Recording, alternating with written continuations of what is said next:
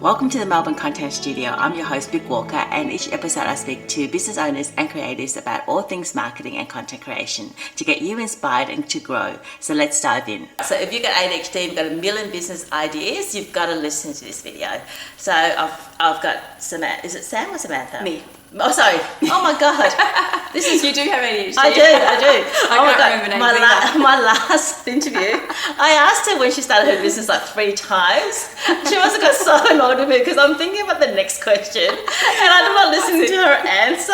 This is Mia Steele, right? And Mia, you're an ADHD entrepreneur, spicy, multi-passionate business owner and serial entrepreneur. Serial, yeah. So I'd love to talk to you about that. I'd love to talk to you about how you manage, your ADHD and how you view it in terms of, it being an asset, because I think it's an asset. Give me your elevator pitch first. Yeah, so I have only been recently diagnosed with ADHD in the last 18 months. So before I knew that I had ADHD, I've always had this entrepreneurial spirit and I'm a bit flaky and I'll do all these different things, and I've done 3 university degrees and just job hopped because I just couldn't keep. I just got really bored doing the same thing over and over. And I don't know, it's just in my blood, and I was a paramedic for a long time. And that was a good job to suit my brain because there was lots of different things and every day was different, but I was just burnt out mentally and physically. Yeah. And so I quit one day and I picked up TikTok and I found a video talking about user-generated content. And I'm like, well, I just quit my job. I need something ASAP because I've got to pay the bills and everything. Yeah. And I made $7,000 in my first 6 weeks. Oh my goodness. And I was like, holy shit, this is something. Yeah. And this is fun. And so when was that? Like, how old were you and what year was that? So this was 3 years ago, or 3.5 years ago, so not that long ago. I just came off the back of maternity leave, and I was just, I don't know, when you have kids, you just get that desperate feeling to stay at home with them. I know. And so I didn't want to go back on road and all this anxiety, and that's where it sort of really pushed me to quit and start something. But through that journey of creating content for brands and doing UGC, I started to realise that my brain is different and I'm really liking this, and I sort of fell into the ADHD algorithm on TikTok and I started to realise, holy shit, that sounds so much like me. And went through the diagnosis, and I've started 3 businesses since then, and I've hit 6 figures with every single business. So okay, tell me, what are your businesses summary? Yeah, so originally I did the UGC. Yep.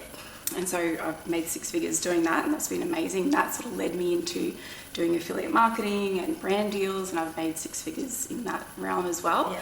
And then I randomly met another neurodivergent creator on TikTok, Kristen, who's my business partner now, and we hit 6 figures with our business. We have a membership for creators, and we hit 6 figures in under a year. So what's that membership about? Yeah, so it's called Hive Hub Collective, and it's a membership where generally women in their 40s or older, because that's sort of the demographic that we attract, come in and we teach them how to create content, how to do UGC, and how to monetize their passions through digital products. Right. And so is it an online tutorial of like Zoom or something, or is it in person? Yeah, so completely online, and we meet with our students once a week or every month, and we get guest speakers in, and we have course materials, and we just, because we're both pretty neurospicy, we've made this business into a bit of an umbrella business, and we just do whatever we want. Yeah, I love that. Oh my goodness. We're planning an in-person event, and we do brand deals, and we've just recently partnered with another Australian company, and we're creating our UGC marketplace. So a place where brands can find creators. Okay, so is it like Creative Flow? In a way, we like to break the rules, and I've sort of done UGC through platforms like that, Upwork, Creative Flow, but I found that working with agencies and platforms, they take a cut. Yes. And you've got to abide by their rules and their contracts, and they take ownership of your content and all these things. And I just thought, you know what? Let's make our own place where the creators are in control. Yep. They get 100% of the revenue. And so we're building that now. I'm on a Facebook group called UGC Australia or whatever. Yeah. And I've got a few businesses. I've got a few UGC work out of that group. So it's basically the sort of what you're saying, you know, like the businesses will go on that and post what they need, and then the creators will then answer DMs and then, you know, off they go negotiating their contract. Yeah.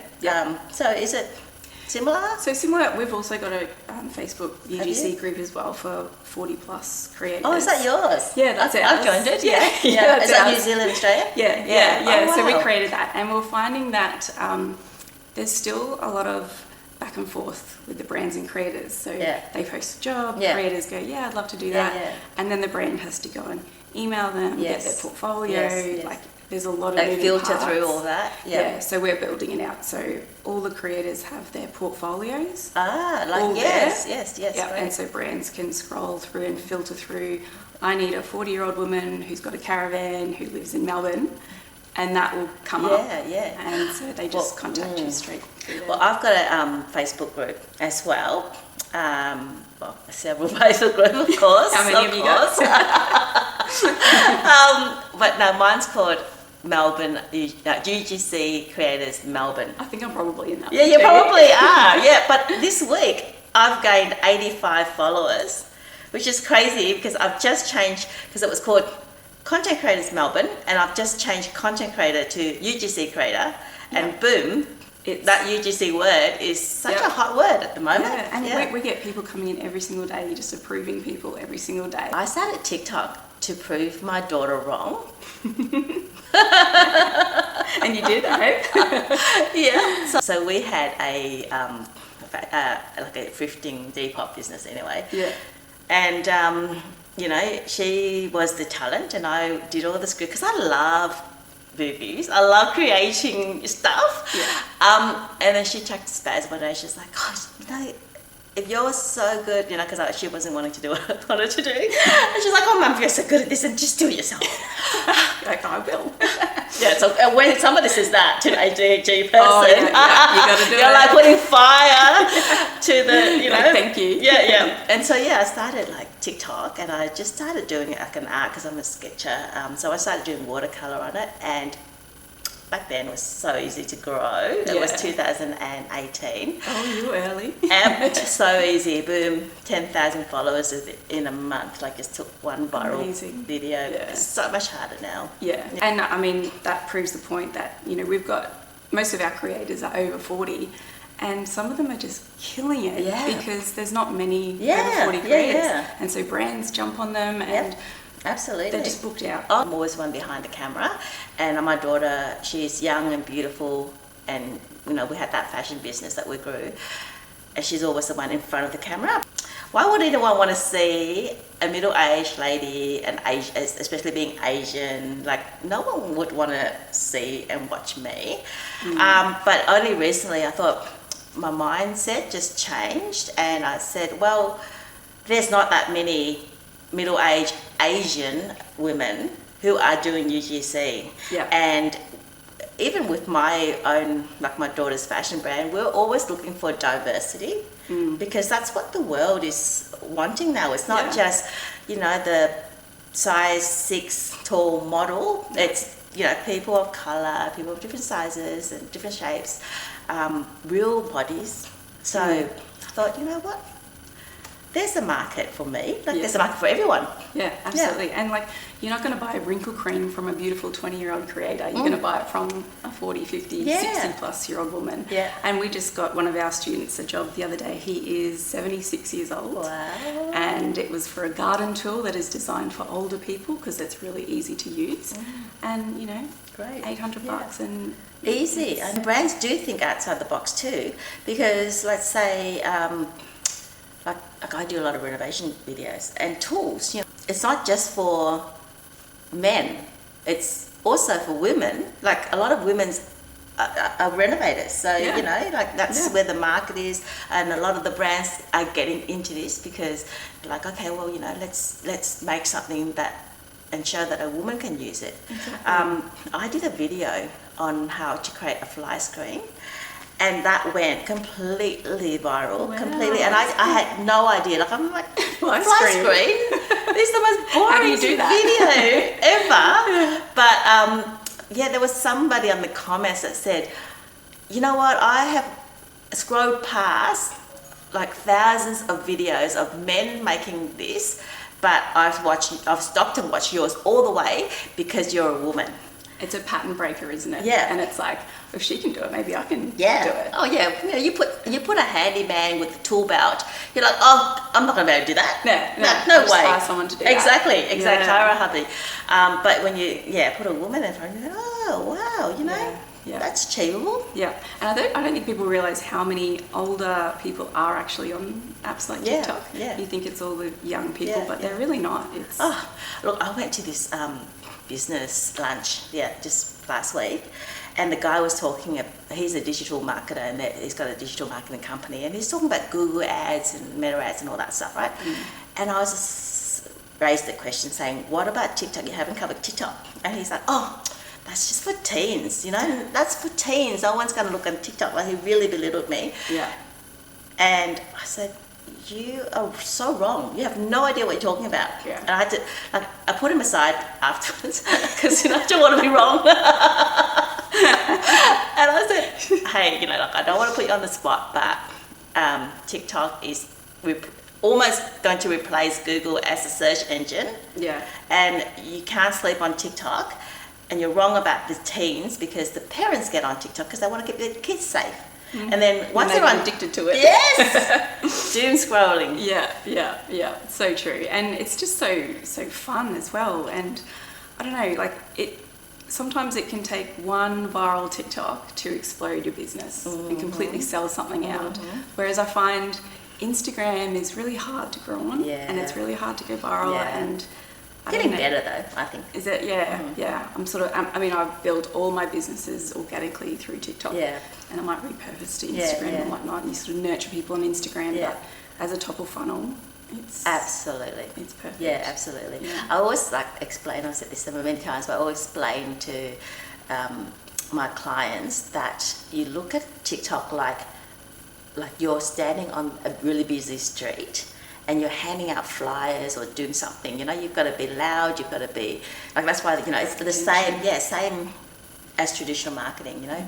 Beautiful people, get eyes on them, get stops to scroll, or you just put on like a mascot outfit because you're loud and you want to grab that attention, or you're adding value, like, here, have a buy one, get one free coffee, something that gives somebody some value. Yeah.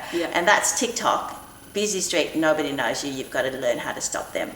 And no one wants to be stopped by a salesperson on a busy street. Exactly, yeah.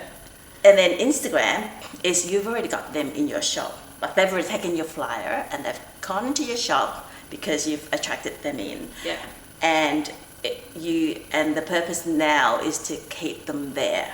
Like, whether it's a beautiful cafe, aesthetic, yummy food, adding that kind of value, but they're in your space already. Yeah. So that's like middle funnel, and then obviously website is the conversion. Yeah, exactly. And I think these days, especially on TikTok, your follower account doesn't really matter that much because everything's on the For You page. Yes. So you are trying to just grab them at that top of funnel.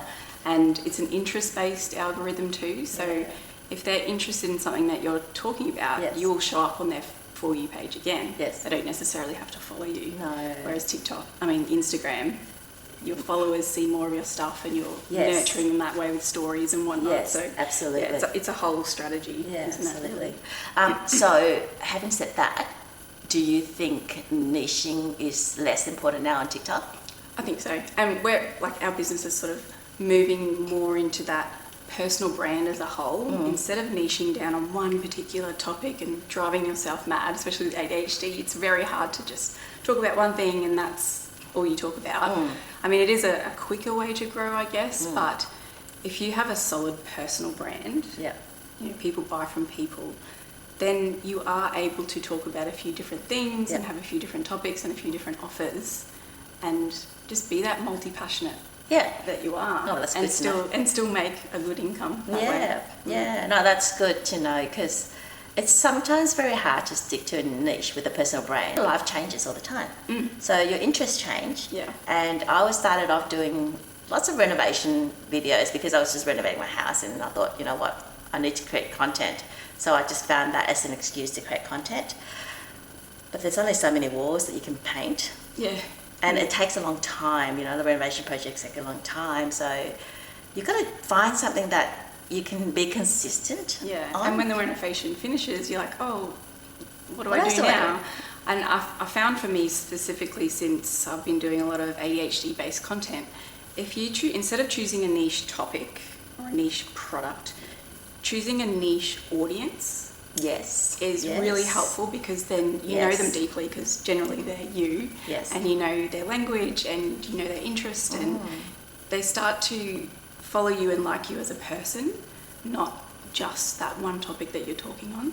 And it gives you room to pivot. And so if you had a niche audience of, let's just say, ADHD creators, and you're doing renovation content, but you're speaking to them in a way that they understand and they can relate to. And then all of a sudden you start talking about indoor plants. You don't have to burn that. That's exactly that's exactly me. Exactly. How do you know? You've been stalking me. Well, I kill a few indoor plants. But you know what I mean? If you've got this niche audience, then having a few different topics is okay. You don't have to go and burn down the renovation stuff because that's finished and you want to talk about plants now. Yeah, at first I was like, I'm doing the renovations, and then I wanted to talk about business because I'm really passionate about business. I love it, but then does anyone want to hear about business? And I just found it, I hesitated. I didn't know how to swap in between. But now I just do it. I think, well, if I lose followers, I was really scared to lose followers. But I think, well, you know what, you lose once, you find. Yeah, exactly. And so if you can speak to, a particular, and maybe it's 40 plus, women who are single and, I don't know, have a particular interest. Then talking to them about a few different things that kind of have this through line. It gives you space to just be you. What do you find most works for you, at the moment?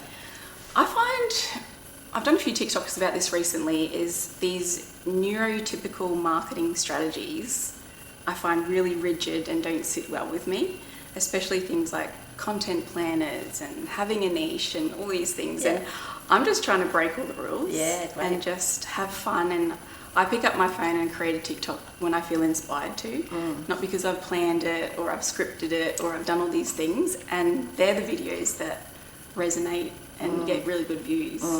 So I find using your intuition is a lot better than reading a marketing playbook that says do this, this, this, and this. People don't want to see that anymore. No. They see straight through it. I can't even keep to a content schedule. No, I've tried because someone said you should do that, and then you feel like shit because I didn't do that today, and I didn't fill out this, and I didn't. You failed. You're setting yourself up for failure. So if you don't plan it, then you can't fail because it's not planned. Not everyone works like that. Yes, a lot of people do have to put aside time to create content. They have to do it for the business, but that's not their passion. They're just ticking a box for that day. And I think another thing too, especially if you want this to be your full-time business and your life, you sort of have to get obsessed with content. And love doing it and just pick up your phone and just don't care for it to really, really work. And I think the people that struggle are the ones that aren't really obsessed with it. No, you're absolutely right. I love everything about it. Come up with new ideas. And I don't think that's something you can teach. We can't all be content creators. The businesses do have to have content. But it doesn't mean that they are content creators. And it's a big thing. And there's lots of businesses out there that I don't want to get in front of the camera. I don't want to be the face. I don't want to do this. I don't want to do that.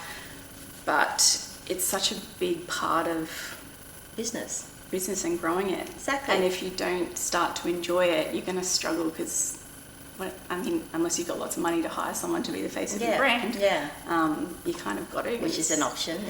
And that's why people hire UGC creators. I don't want to be in front of the camera. That's not for me. The mindset there is that it's not a personality trait. It is a skill that you need to learn. If someone says to you, you've got to learn Excel to further, your job, your position, your career, whatever, your business. You've just got to learn that program. You will learn it because you need to do it. So it's like that with content creation. You just got to learn how to create content or accept that you need help in that, like you know, throw some money at it or pay somebody to help you with that. And it gets easier the more that you do it.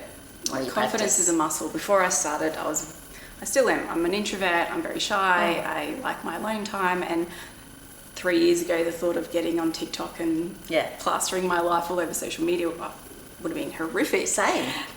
But when I started to get paid for it and I started to get better at it and I was posting every single day, I don't even think about it. No. And if you get a horrible comment or what have you, you learn how to deal with it. Or just learn how to not take it so personally. Yeah.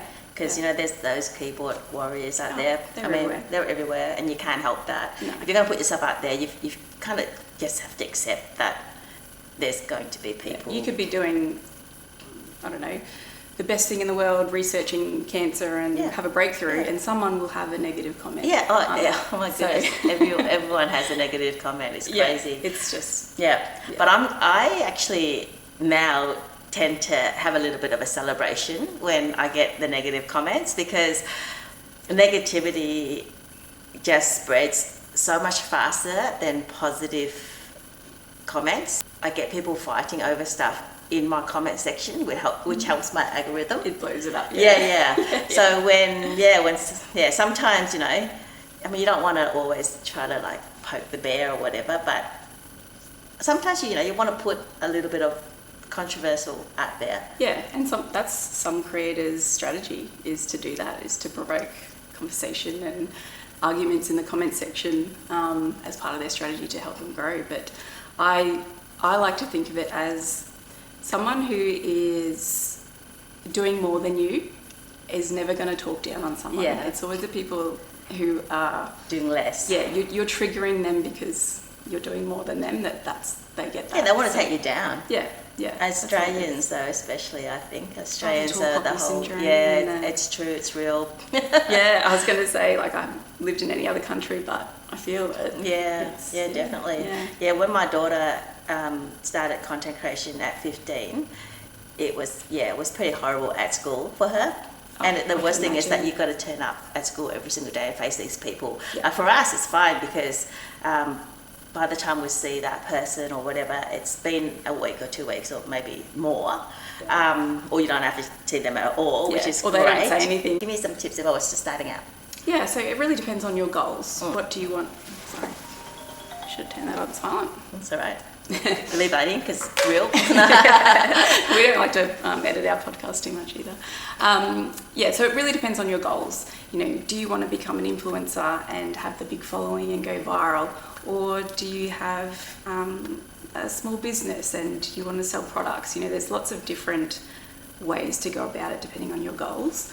But for a lot of women that come into our space they think they've got an idea and they want to make money from home because they want to be their own boss and have more freedom and whatnot. But when you're starting out, it really is just a big science experiment. You just have to create a lot of content on lots of different things, really figure out who you are, why you're even here, what you want to talk about, and that will change over time. But the more content you put out there, the quicker you will find what it is that you really want out of it all. And we do a fantastic exercise with our students called your deep why. So you ask yourself why you want this 7 times. And it's a bit of a process and it can be really difficult to get to that 7th why, but you just sort of work your way through and you get to the crux of why you want this business. And then when things come about that you might want to pivot or you see a shiny object, if it comes back to your deep why, then everything becomes so much easier. Yeah. And you just tie everything back to your deep why. Right. What is your deep why?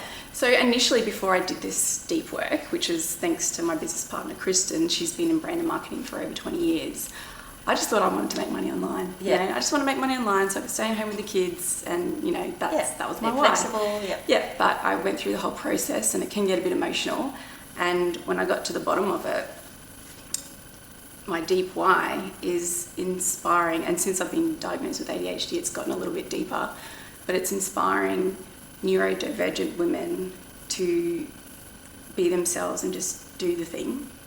Don't stay boxed in. Don't just get the white picket fence because that's what society told you to do.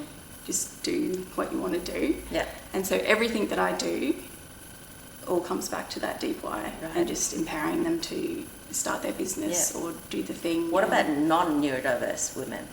Yeah, well, I mean, that's what it was before I got this diagnosis, but as I started to document my journey through my ADHD, I started to find that especially women with ADHD, you put the mask on and you do the thing and you tick all the boxes and you internalize everything. And it's almost like you just need someone to give you permission to get out and just do the thing and fuck all the rules and make yourself happy. Because if you're going to stay stuck in a job that you hate for the rest of your life, just to tick the boxes and pay the mortgage, what kind of life is that?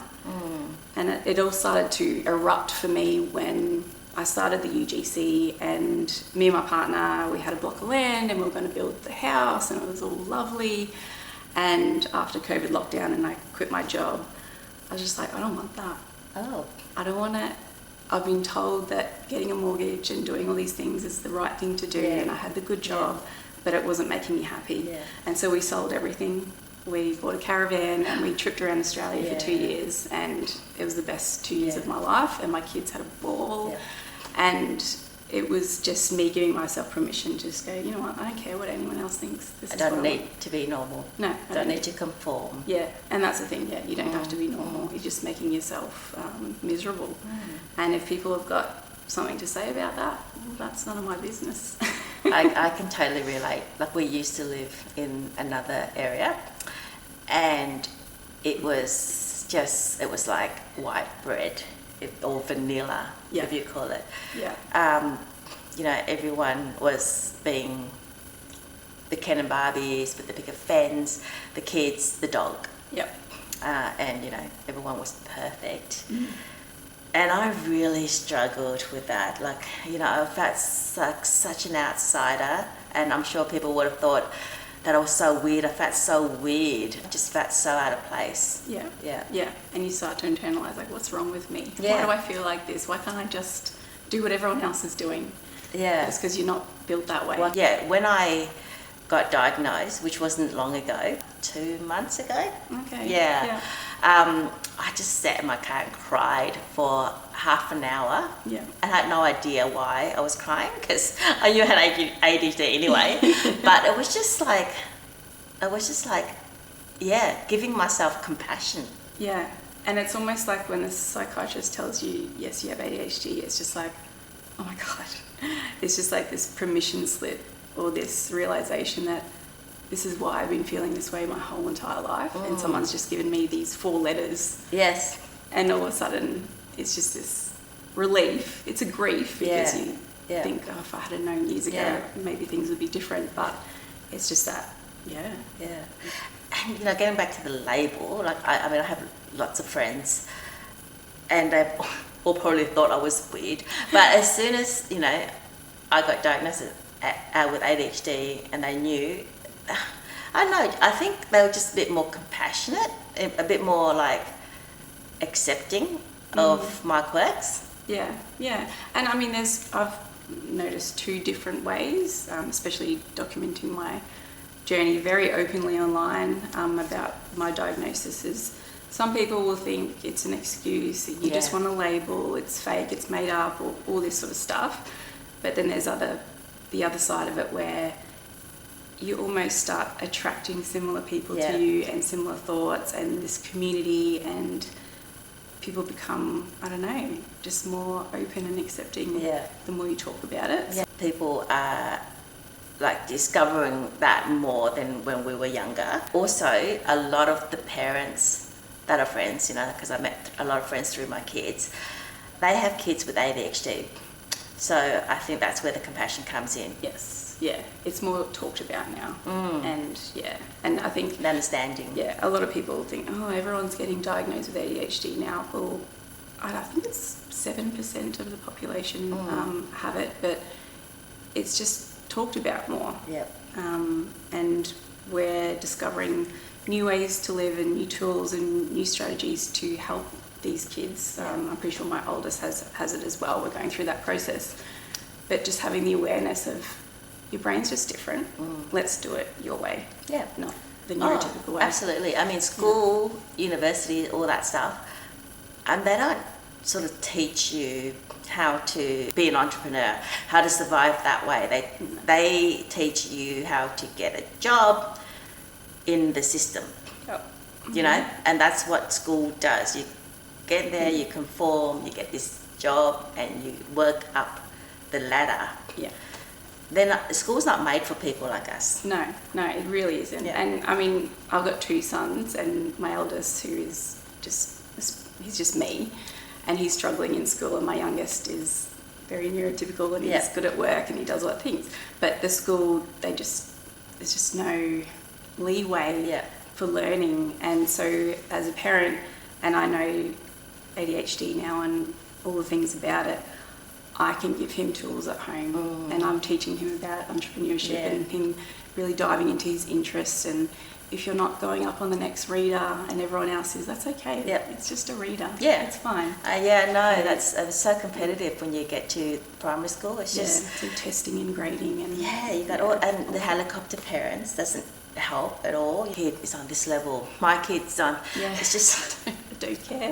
Yeah. It's like no one's going to care when you're 25. No, and I know we've had so many encounters and friendship breaks up. Competitive sports, it's like, oh my God, your kid is not going to be a professional athlete. You know, some of them will be, but most of them won't be. Yeah, and it's all this pressure. Like a lot of kids, they do basketball and soccer and all these stuff after school. But what happened to just coming home and using your imagination? Overscheduled. Yeah. And as someone with executive dysfunction, I couldn't think of anything worse than racing the kids all around. And I said to my kids, "What do you want to do? If you want to do that, let's do that. Yeah. But when you get sick of it, then we'll do something else." Yeah. You know, and when you have a more of an insight into a neurodivergent brain, you can be more compassionate and, you know, guide So what them. are some of the advantages? What are some of the pluses of a neurodivergent brain in terms of business? Yeah, I think risk-taking is a big one. So I've always been a risk-taker ever since pretty much, you know, high school days. I think if it wasn't for my husband, I'll be in the gutter somewhere. Yeah, me too. Yeah, 100%. And so when you're an entrepreneur and a business owner, you have to take risks. Yeah. You have to. Yeah. And you have I call up my husband all the time and go, okay, tell me if this is a dumb idea. And I actually talked to my partner the other day, I'm like, because he's a chippy and he's getting older and he's tired and sore and he's just done that job for his whole life. Yeah. And I said, why don't we just start a coffee van or just something like so we could work together and do this business?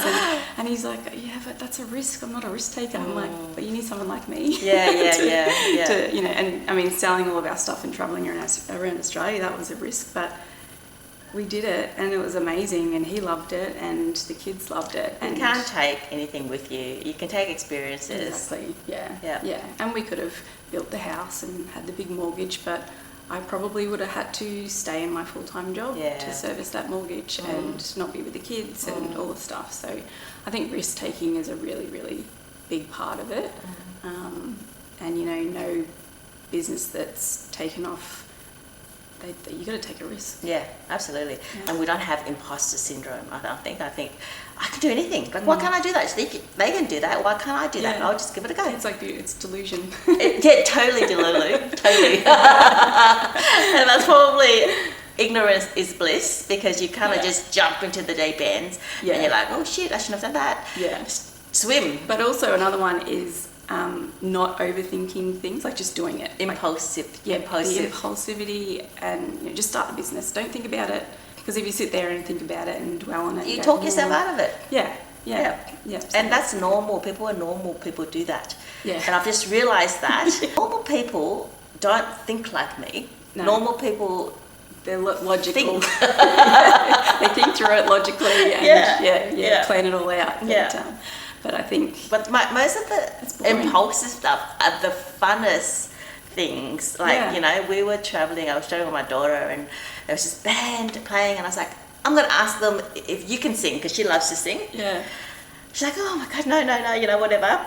And got up and sang. It was like one of the best nights of our trip. Like everyone gets up and danced, you know. And talking about dancing, like if there was this band happening, this was like a couple of weeks ago, and everyone was just sitting there, like rocking away, really enjoying the music, you know. No one was getting up to dance, and my kids used to be in bands, and I know that, you know, bands love it if they get people up dancing. Yeah, it brings the vibe up. They like really feed on that. Yeah. But everyone's too embarrassed, you know. They just wanted to sit down, and I was just like, you know, I'm going to go up and dance. So, I went up with my friend and we just started dancing like nobody's watching. Yeah, love it. And then, everyone got up. Everyone got up, the dance floor was full, and it only takes that one person to just be weird. Yeah, and that's, again, part of my deep why is sort of leading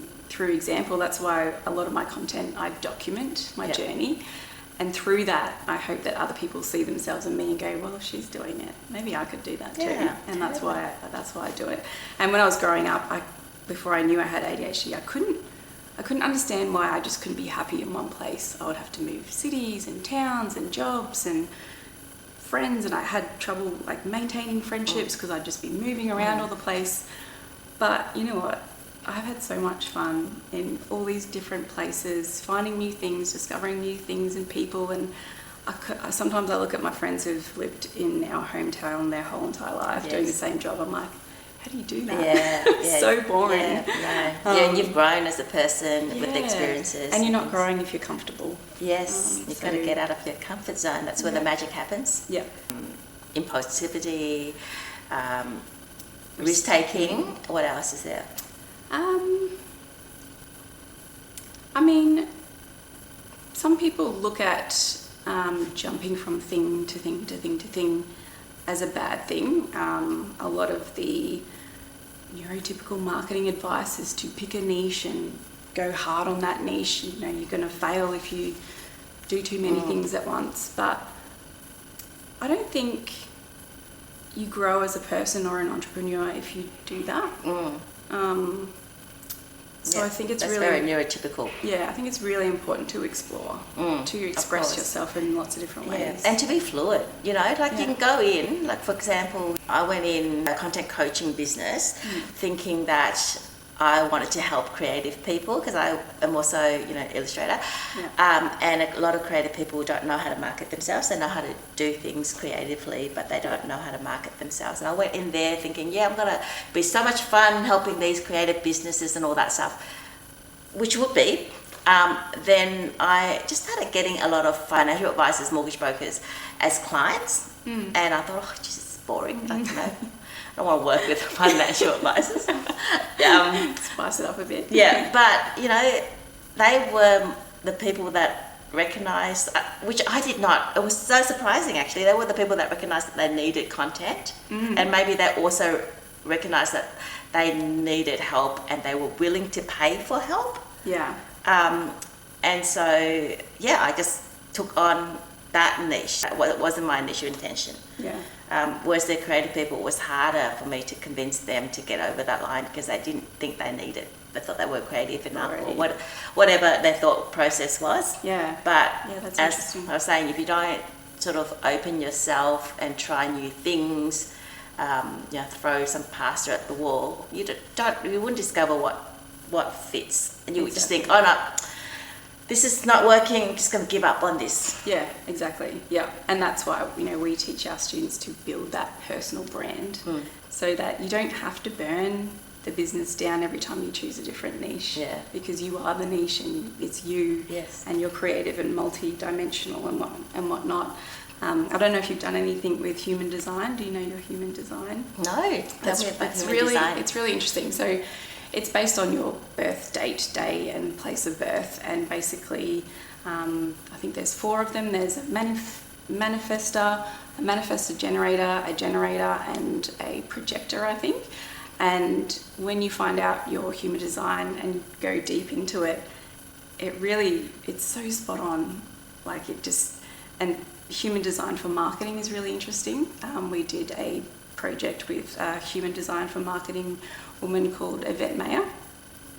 And she really helped us find our human design and incorporate that into our marketing. And when you find out, so I'm a generator and I like to respond. So I didn't know this before, so I like to respond. I can't plan marketing and I can't just do all those things. I need to see something and respond to it. And so when you start to learn about your human design, you realize that if you're trying to force other marketing strategies that aren't in line with your human design, it's really difficult and you start resenting your business and it's really hard. But when you lean into your design, it's almost like, oh, of course, like this is... Yeah, it's a natural, easy. Yeah. Working with the current, not against it. Exactly. So how do you take a test on human design? Yeah, so you can just go online and just type in find my human design, and you put in your birth date and the place that you were born. So why is the birth date and the place you were born important? I don't know why the place is important, but you also need the time of your birth as well. Right, that's difficult. Yeah. So if you can't find that out, well, I don't know if it's on your birth certificate or not, but my mum told me. And yeah, I don't know how it does it. And there's lots of things that I can't explain because I'm not very knowledgeable on it, but there's all these different chakras and stuff going on. But I was really surprised how accurate. Right. It sounds a little bit hocus pocus, doesn't it? It does, yeah. But when you sort of know that and read a little bit about it, you're like, of course, that's why I love doing content, or why I love documenting journeys and all that sort of stuff. So, yeah. And I mean, my business partner, she's a manifesting generator, so they like to do a million different things at once, and if they're just doing one thing, they're unhappy. And so she's got lots of different businesses going on at once, and that's how she works the best. Yes. And that's part of her human design as well. Yeah. So yeah, it's really interesting. Yeah, and I'm definitely going to go and research that. Yeah. What advice would you give to a person just starting content creation? Yeah, I think a big part of it is confidence. Having the confidence to put yourself on social media, and people that you know will find your account. Yes. You know, millions of people out there. Yep, seems to pop up on their on their For You page. But I did a TikTok the other day, I'm not sure if you saw it, is when you really think about it, you're getting yourself, you're cutting off your opportunities and your growth because you're afraid of tiny little electrical neurons that are firing off in somebody else's meat, like meat inside their head. Yeah.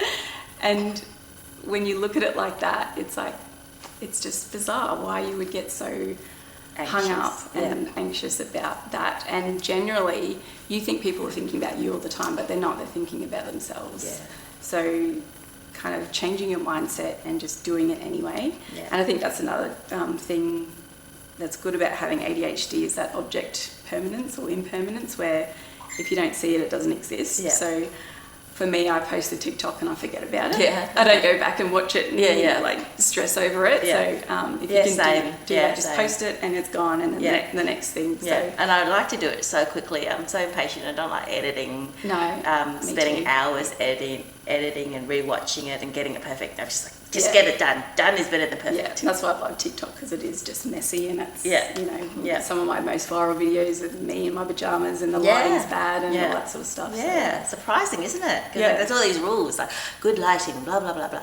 But it's like, sometimes, it doesn't work that way. You got, how many followers? I've got 70,000 on one and 20 on another. Yeah, okay. So if you lost it tomorrow, today, what would you do? I'd just start a new one. How would you get it growing?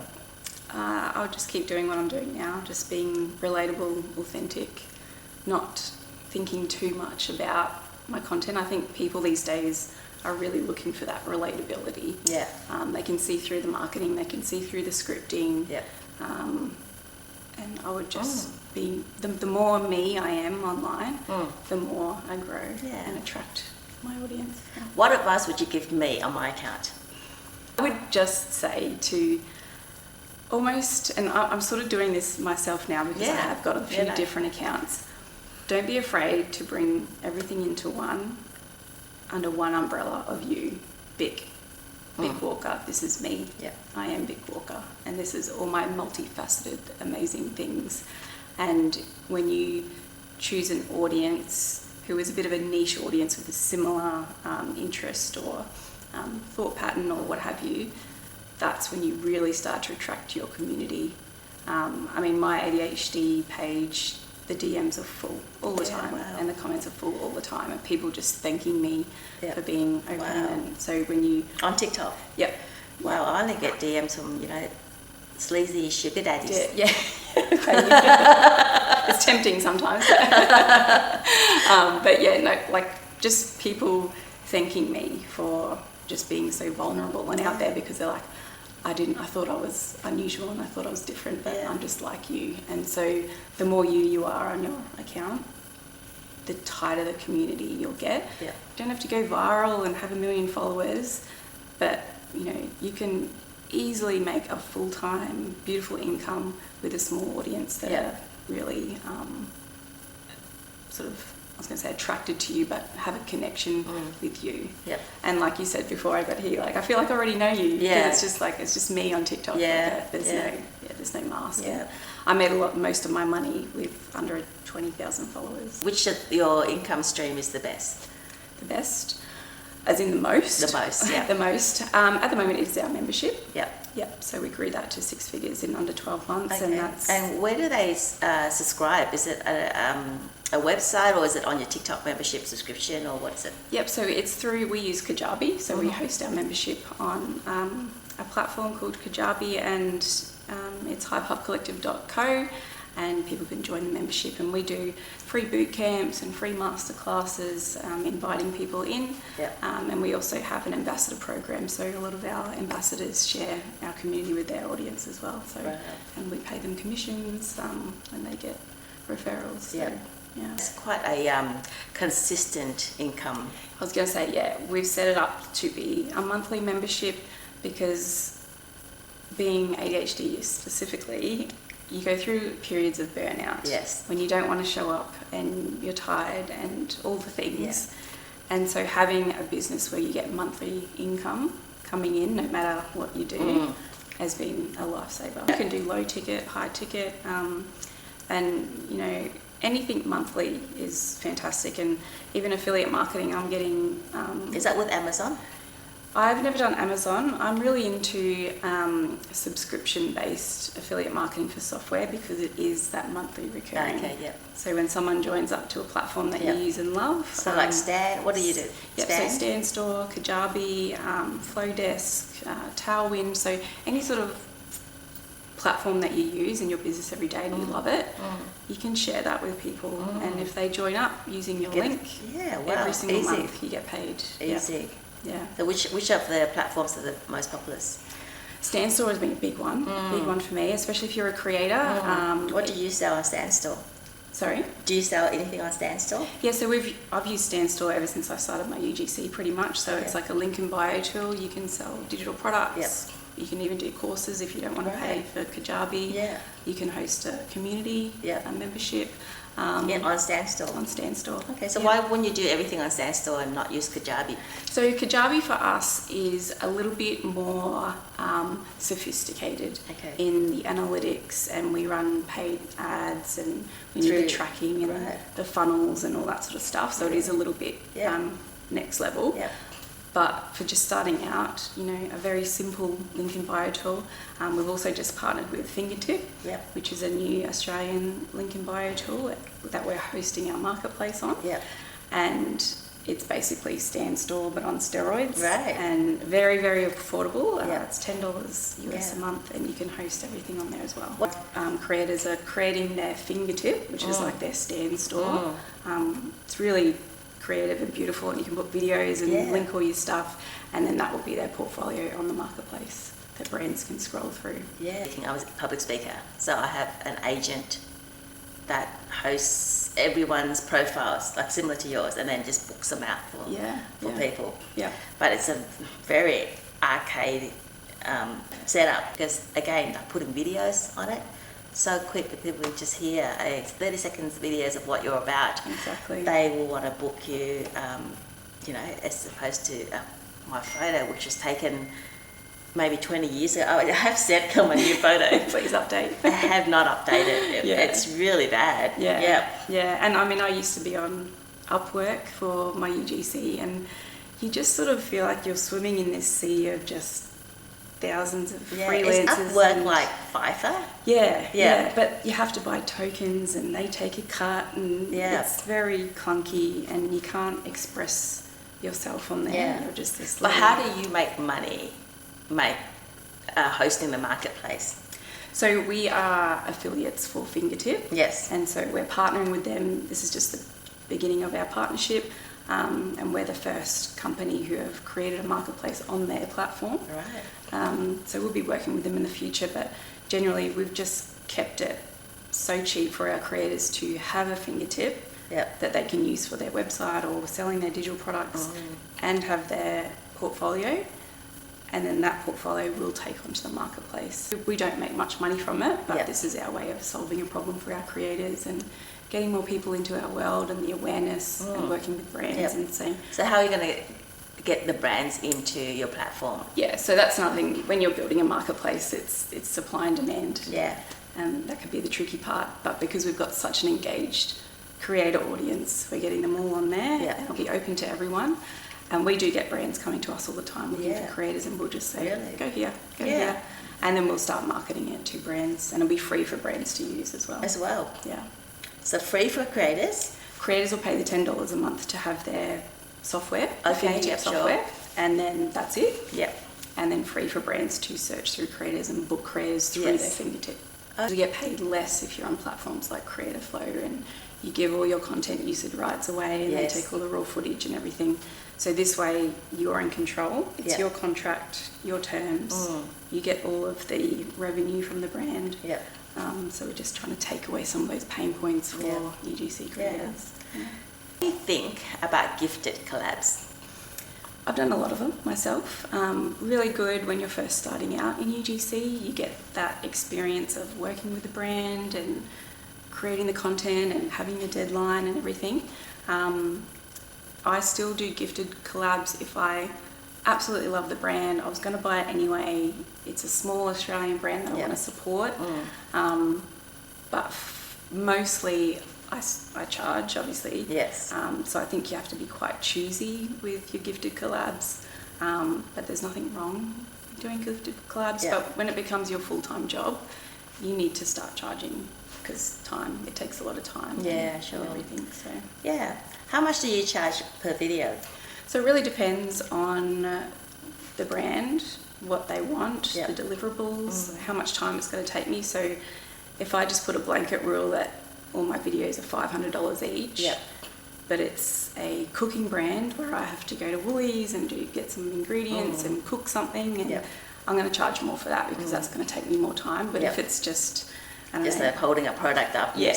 mixing it, drinking it. yeah. So my rates will vary Yeah. with that, but I've been paid anything between $300 to $1,000 for one video. If there's a particular sort of level of businesses that you find will value and pay for content?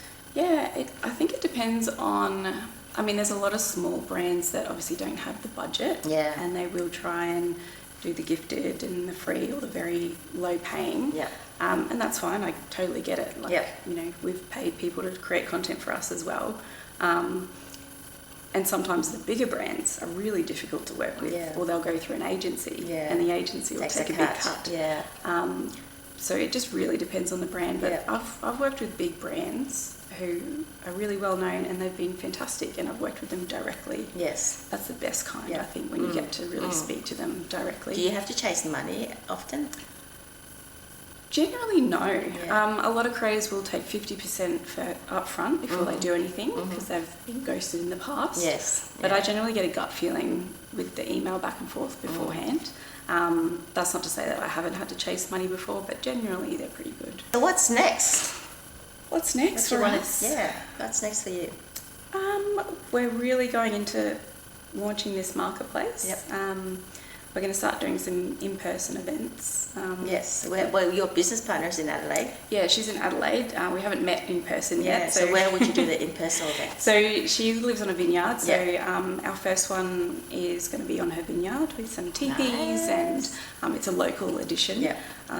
So we're going to be doing that. And I think, like I said before when we're talking off camera, this world of AI and everything's digital, I think Yeah. people are going to really crave that in-person interaction. Yes, so definitely. that'll be something that we'll focus on next. But Yes. who knows with us? We get an idea and we're like, let's do it. Yeah, so It could be something different tomorrow. Yeah, it could be like a one-off thing, and I don't like that. Exactly. Not doing I don't like that. It's too hard. So yeah, you can never tell with us, and I think our members love that because they're like, what's Mia and Kristen going to do next? I don't know. Yeah, I can talk to you for hours. Yeah, Thank you. I'm like my mouth's getting dry. Yeah, yeah. Amazing. There's so much there. Thanks for coming. Thanks for having I'll me. have to have you back another time. Yes, and we could talk all day. Talk about something different. Yeah.